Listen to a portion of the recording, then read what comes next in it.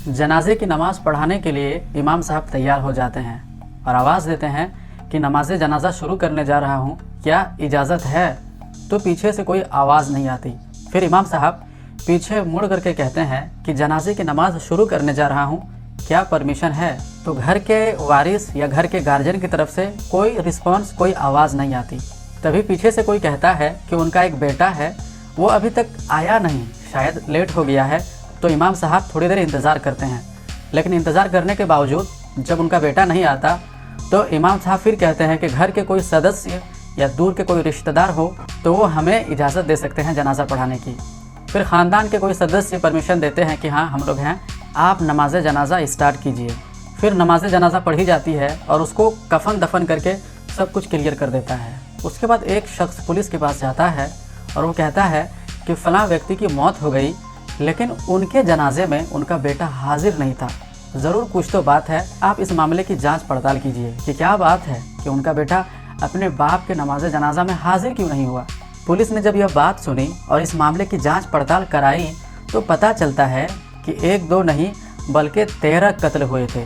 और 13 कत्ल की गूंज न सिर्फ उस दुनिया में थी, उस देश में था, बल्कि पूरी दुनिया में फैल जाती है। और इस घटना का जो राज निकल कर सामने आता है वो तो लोगों को यकीन ही नहीं हो रहा था कि आखिरकार कत्ल की ये वजह भी हो सकती है। दरअसल एक लड़की जो अपने ही चचेरे भाई से प्यार कर बैठती है और उससे शादी करने की जिद करने लगती है और देखते ही देखते 13 कत्ल हो जाते हैं। क्या है पूरा मामला, आज की इस वीडियो में विस्तार से बात करेंगे। दोस्तों उससे पहले आपसे एक ही रिक्वेस्ट है कि वीडियो को लाइक करके हमारे चैनल को सब्सक्राइब कर दें। तो चलिए साथ मिलकर इस कहानी को शुरू से शुरू करते हैं। दरअसल ये सच्ची घटना पड़ोसी मुल्क पाकिस्तान की है। पाकिस्तान का एक इलाका है सिंध प्रांत। सिंध प्रांत का ही एक ज़िला लगता है खैरपुर। खैरपुर का थाना है बराड़ी जटोली और बराड़ी जटोली का एक गांव लगता है हैबत खान बरोही। दरअसल 17 अगस्त 2024 के शाम की बात है। एक लड़का अपने घर से अपने बाप को ये कहकर निकलता है कि आज ताऊ के यहाँ खाने की दावत है, लेकिन आप वहाँ खाना खाने के लिए मत जाइएगा और घर से भी किसी को वहाँ खाना खाने के लिए मत भेजिएगा। ये बात कह करके वो लड़का अपने घर से निकल जाता है। अब निकलने के बाद उसके अब्बू अपनी बीवी और अपनी बेटी से कहते हैं कि चलो मेरे भाई असगर के यहाँ खाना खाने के लिए चलते हैं। लेकिन उसी वक्त उसकी बीवी और उनकी बेटी कहती है कि भाई ने तो ताऊ के यहाँ खाना खाने के लिए जाने के लिए मना किया है। तो अब्बू कहते हैं उनकी बात तो कभी सीधी होती नहीं है, हमेशा वो टेढ़ी मेढ़ी बातें करता है। अगर उनकी बातों में हम लगना शुरू कर दें तो आधे गांव से हमारे रिश्ते नाते ख़राब हो जाएंगे। इसलिए उनकी बात को ना मान करके वो अपने भाई के यहाँ खाना खाने के लिए चले जाते हैं। अपनी बीवी बेटी को लेकर के भाई के यहाँ पहुँचते हैं और पहुँचने के बाद बहुत स्वादिष्ट खाना खाते हैं। और खाना खाने के बाद जैसे ही घर आते हैं चीख पुकार की आवाज़ आने लगती है। लोग जब चीख पुकार की आवाज़ सुनते हैं तो हैरत में पड़ जाते हैं कि आखिर ये चीख पुकार कहाँ से आ रही है और क्या हो गया। दरअसल 2 घर होते हैं, एक गुलबेद और दूसरा असगर। असगर वही जो अभी अभी खाना खाने के लिए गया था और खाना खाने के बाद उनकी हालत ख़राब हो जाती है। किसी को उल्टी हो रही थी तो कोई ज़ोर ज़ोर करके अपना पेट पकड़ कर के रो रहा था। फिर गांव के लोगों ने तुरंत ही तत्काल प्रभाव से इन सबको इकट्ठा किया और इकट्ठा करने के बाद खैरपुर के एक सिविल हॉस्पिटल होता है, वहाँ लेकर के जाते हैं। जैसे ही सिविल हॉस्पिटल में इनको भर्ती कराया जाता है वहाँ पर डॉक्टर उपचार करना शुरू कर देते हैं और एक ही ख़ानदान के एक ही सदस्य के 13 लोग वहाँ पे भर्ती थे जिनकी हालत काफ़ी ख़राब हो चुकी थी। जैसे जैसे वक्त बीतते जाता है हालत ख़राब होती जाती है, हालत बद से बदतर होती जाती है, बहुत नाजुक हो जाती है और देखते ही देखते शाम तक 2 लोगों की मौत हो जाती है। एक तो असगर होता है और असगर का भतीजा दिलदार जो कि गुलबेग का बेटा होता है। इन दोनों की मौत हो जाती है। यह खबर पूरे गांव में फैल जाती है और सारे लोग हैरान और परेशान रह जाते हैं कि अभी तक तो सब कुछ ठीक था, लेकिन अचानक हुआ क्या कि मौत का सिलसिला ख़त्म ही नहीं हो रहा है। गांव में तरह तरह की चर्चाएं हो रही थी। कोई कह रहा था कि खाने में कुछ गिर चुका है, कोई कह रहा था कि पॉइजन फैल गई है, यानी कि तरह तरह की बातें हो रही थी। और दिन निकलते निकलते 18 अगस्त 2024 का वाक़या था। अब 13 सदस्यों में से 7 सदस्यों की मौत हो चुकी थी और जैसे जैसे मौतों की संख्या बढ़ रही थी वैसे वैसे सोशल मीडिया से, इलेक्ट्रॉनिक मीडिया हो या प्रिंट मीडिया हो, हर जगह से ये खबर फैलना शुरू हो जाता है कि सिंध प्रांत का ज़िला खैरपुर का गांव लगता है हैबत खान बरोही, वहाँ पर इस तरह से कुछ खाना खाया था और खाना खाने के बाद परिवार के सदस्यों की तबीयत लगातार बिगड़ती जा रही थी और तबीयत बिगड़ने के बाद आखिरकार उसमें से 7 लोगों की मौत हो जाती है। डॉक्टर इलाज कर रहे थे, कोशिश कर रहे थे, लेकिन उनकी कोशिश नाकाम होती जा रही थी और जैसे जैसे वक्त बढ़ता जा रहा था वैसे वैसे मरने वालों की संख्या बढ़ती जा रही थी। और देखते ही देखते अगले तारीख आते ही आते 13 सदस्यों को, जिनको कि यहाँ पे उपचार के लिए, इलाज के लिए भर्ती कराया गया था, उन 13 के 13 सदस्यों की मौत हो चुकी थी। इस परिवार में अब सिर्फ एक लड़की बचती है जिनका नाम होता है शहिस्ता। वो भी परेशान थी, रो रही थी, क्योंकि 13 के 13 लोग उनके ख़ानदान से एक्सपायर हो गए थे। कुल मिलाकर अगर हम परिवार के सदस्यों की संख्या की बात करें तो एक गुलवेल है, उसकी बीबी गुलजादी है, साथ ही उसका एक बेटा है मंजूर, उसका दूसरा बेटा है दीवर, तीसरा बेटा है दिलदार, उसकी एक बेटी है खातून समीना हाजियानी मरियम, और इस गुलबेग के 8 बच्चे हैं, वो मर चुके हैं, उसकी बीवी मर चुकी है। कुल मिलाकर 10 ये हो जाते हैं। और उसका जो भाई होता है असगर, उसका बेटा मोहम्मद बख्श और शहजाद। 13 सदस्य होते हैं, 13 सदस्य मर जाते हैं। और शमीउल हक होते हैं इस खैरपुर ज़िले के SSP, वो इस मामले को लेकर बड़े सतर्क थे। तभी वो कहते हैं कि मरने वाले जो हैं इनकी पोस्टमार्टम कराया जाए, ताकि कम से कम ये तो पता चले कि आखिर इनकी मौत कैसे हुई।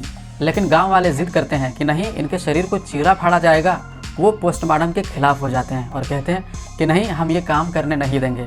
लेकिन पुलिस कहते हैं कि कम से कम 13 के 13 ना सही, 2 लोगों को तो पोस्टमार्टम करने दो, ताकि मौत की जो राज है वो सामने आ सके। अब 2 लाशों का पोस्टमार्टम कराया जाता है तो उससे पुष्टि हो जाती है कि कोई ना कोई जहरीला पदार्थ इनके आंत से मिली है, जिनको खाने की वजह से इनकी मौत हुई है।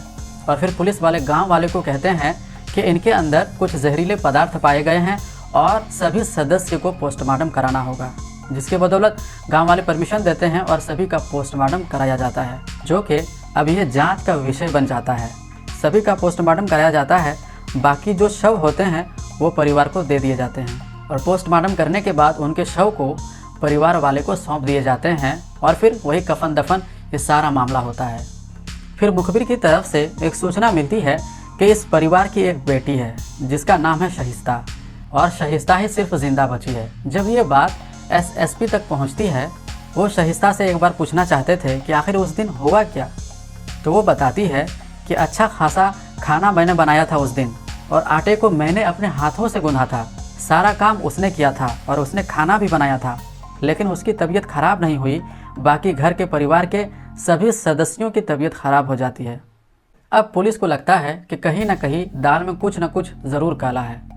पुलिस इससे पहले कुछ करती, पुलिस ने जो पिछला रिपोर्ट थी वो जांच के लिए सुक्कू एक जगह लगती है, वहाँ पर उसकी प्रयोगशाला है। प्रयोगशाला में यह जांच के लिए जब रिपोर्ट भेजी जाती है तो 10-15 दिन जब बीत जाते हैं तब ये रिपोर्ट सामने आती है।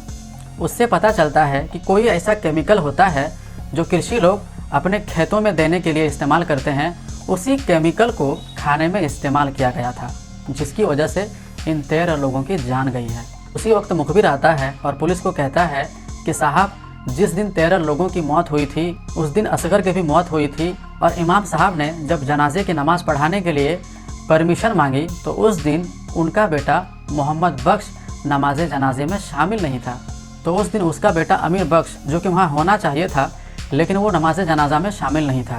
उसके बाद इमाम साहब काफ़ी देर इंतज़ार करते हैं, लेकिन इंतज़ार के बावजूद जब वो नहीं आता तो परिवार के और सदस्यों ने इमाम साहब को जनाजे की नमाज स्टार्ट करने की परमिशन दी। जब SSP ने यह बात सुनी तो उसे लगता है कि इसकी जांच पड़ताल होनी चाहिए, और अब वो सीधा कोर्ट की तरफ रुख करते हैं।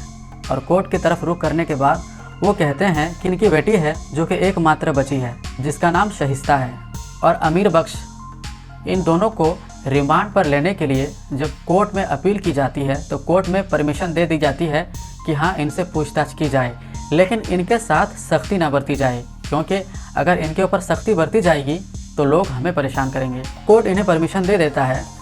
अब पुलिस वाले इन दोनों को रिमांड पर लेते हैं और इनसे पूछताछ करते हैं। जब इनसे सवाल जवाब किए जाते हैं तो ये जवाब देने में थोड़े थोड़े कतरा रहे थे, खास करके शहिस्ता। अब शहिस्ता से जब थोड़ी सी सख्ती बरती जाती है तब वो बताना शुरू करती है, और जो चीज़ वो बताती है उसे सुन करके सारे लोग, सारे पुलिस वाले हैरान रह जाते हैं। और वो लड़की जो बताती है वो ये बताती है कि वो अपने सगे भाई यानी कि अपने ही चाचा के बेटे से बेइंतहा इश्क कर बैठती है। और जब ये बात उनके माता पिता को पता चलती है तो वो इजाज़त नहीं देते, कहते नहीं कि शादी होगी तो हमारी मर्ज़ी से होगी। लेकिन लड़की शहिस्ता भी ज़िद पर अड़ जाती है और अपने माता पिता से कहती है कि शादी होगी तो इसी से होगी वरना शादी नहीं होगी। अब इस बात को लेकर परिवार में विवाद भी होने लगता है।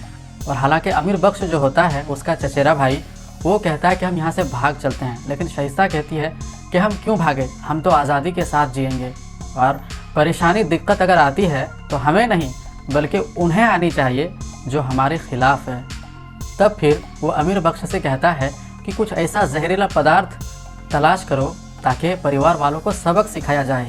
और अमीर बख्श पैसे का इंतज़ाम करता है, साथ में जहरीले पदार्थ का भी वो इंतज़ाम कर लेता है और उस लड़की को ला करके दे दिया जाता है।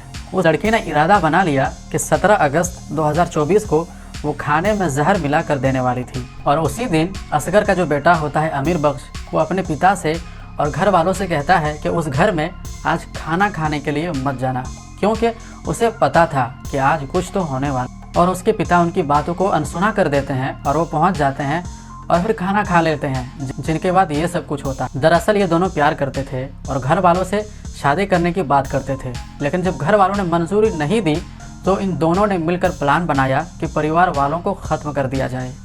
और इन दोनों ने प्लान बना करके अपने परिवार के 13 सदस्यों को मौत के घाट उतार दिया।